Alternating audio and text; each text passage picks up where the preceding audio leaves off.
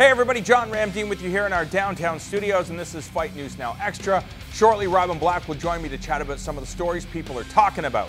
And the news today, it is all about the injuries as Rory McDonald and main eventer Chad Mendes are forced to the sidelines while the always entertaining axe murderer bashes the UFC's top dog.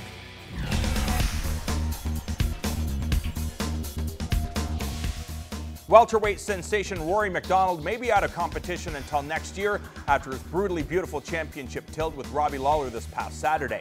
The 25-year-old sustained multiple injuries and has been suspended by the Nevada State Athletic Commission for up to 180 days or until medically cleared. The TriStar representative suffered multiple fractures to his foot and nose, and according to his team, he will recover back in his native British Columbia. Chad Mendes, who fell short against Conor McGregor in the main event of UFC 189, suffered a broken thumb and has been suspended by the Athletic Commission for 3 weeks and needs to be medically cleared before competition. The Team Alpha Male standout sustained an injury in the opening frame and it's not yet known if he will require surgery. Former Pride middleweight champion Vanderlei Silva has been vocal about UFC's head honcho and their upper brass when it came to remarks about Jose Aldo. The axe murderer stated that the only liar in this situation is the promoter. Silva feels that Dana should support his fellow countryman Aldo. Silva was also upset with the UFC execs who were seen toasting Conor McGregor after his win over Chad Mendes. The former Shoot-A-Box team member feels the company should be neutral. And last but not least, our boys from Bookie Beatdown caught up with former Strikeforce champion Josh Thompson ahead of his tilt with Tony Ferguson tomorrow night. I think he's tough, man. There was a lot of, animosity. He was kind of a little upset over the whole thing that I was actually asking for, like, Gil or Eddie or Cerrone or something because Cerrone, Khabib got hurt for Cerrone. I mean, realistically, I was looking for someone who was ranked higher. I have no disrespect for him. He's tough. He's a tough guy, but you're always looking to fight guys that are ranked higher so you can step up. He's got heavy hands. You got to be cautious of that. As far as his grappling, he's crafty. He's not going to do anything I haven't seen, but he will do things that are unexpected, which is different. So he will go ahead and try and hit a darce from a standing position. He'll just fall to his back. He will try and jump guard for a guillotine. Those are the type of things that he'll try and do. So you got to always be a little bit cautious of those type of things. And go from there. And that will serve as the co-main event of UFC Fight Night, Mir versus Duffy. All the action going down in San Diego. Tune in to Fight Network at 7:30 p.m. for our preview show. We'll get you set for all the action. And then the prelims start at 8 p.m. right here on FM, featuring Jiu-Jitsu wizard Hani Yahya and the always scrappy Sam Cecilia in the main event of the prelims.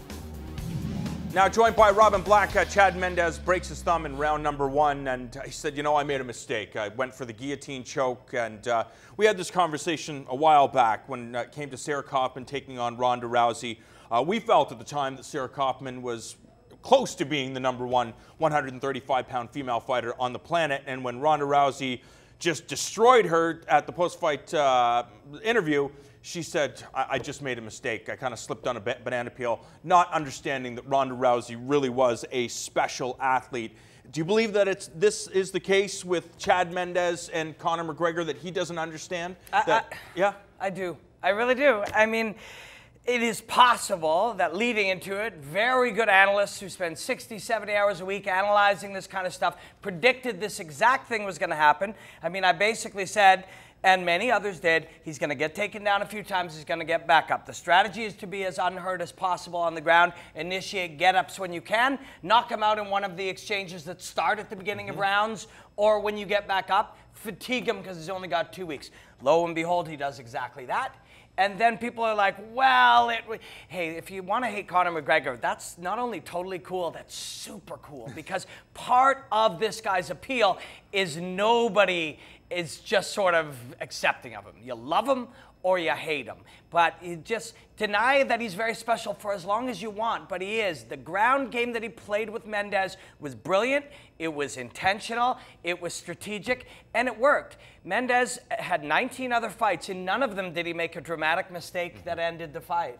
This one he did, Is that a coincidence, or is that something created by your opponent? Yeah, but there are a number of questions have to be asked when it comes down to that. Why hasn't he done that in the past? Hey, he took this fight against a guy we all now know. If you're not a believer, come on, Conor McGregor. People, get it together. The guy is a special athlete. He's an incredible martial artist. But so when Chad Mendes is in this situation, dealing with such a high caliber mixed martial artist, taking this fight on only 2 weeks' notice, he knows how he feels down there. And maybe would the lights, would the pressure of being in this high-profile fight, would it sap your energy more than usual because you're not in this environment all the time? And would Chad Mendes have learned something? Did that energy, obviously the crowd was on the side of Conor McGregor, did that force Chad Mendes to rush things and go for something he wouldn't normally do? But also he's feeling how good Conor McGregor is on the ground, so why wait around? You better attack because he's going to get back up. Conor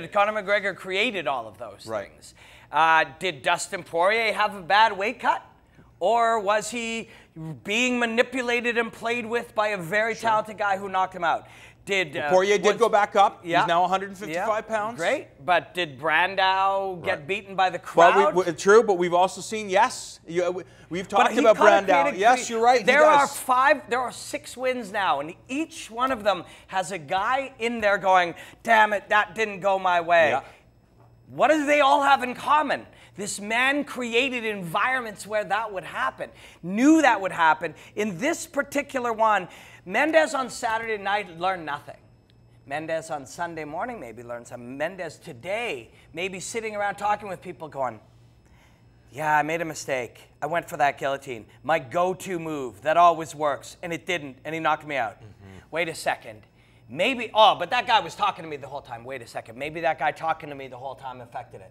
Maybe that guy's weird guard that wasn't trying to submit me while he beaked in my ear. Maybe his confidence, maybe the crowd, maybe the 2 weeks, maybe my own self-doubt. All of that was created intentionally by a very special fighter who's been working on all those things since the Cage Warriors days, at the weigh-ins playing games with guys, standing in front of them playing games with guys. Speaking, all of this has been carefully developed. Poirier figured it out his very next fight. He's shaking his head and he's pointing his finger because he felt what it did. He felt how real it was. Every man who faces him and everyone who analyzes him is going to start understanding that this is a real aspect of fighting that this man has mastered. People are going to start using it, but he's going to keep pioneering. Can Chad Mendes take those answers that you said he probably learned about himself today and yesterday? Can he go back into the lab and work with his team to say, let's figure out a way to combat that. Let's figure out a way to not get stressed out, to not be affected by the conversations and by the hype that Conor McGregor creates inside of the cage? The only way that they will really do it is if Poirier does not go, it was the weight cut or I'd have beat him. Chad Mendes, well, I made a mistake or I'd have beat him. They go back and they say, this guy's doing something special. I don't quite have it to beat him today. What must I do to meet him, then match him, then beat him? That's what you must do if you have a growth mindset. You have to accept defeat, accept what caused it, not make excuses, not look for excuses, accept what caused it, and progress as an athlete. I have a feeling that Chad Mendes and Conor McGregor will battle again sometime in the future. It's just good business for the UFC. Don't go anywhere. More FNE is coming your way.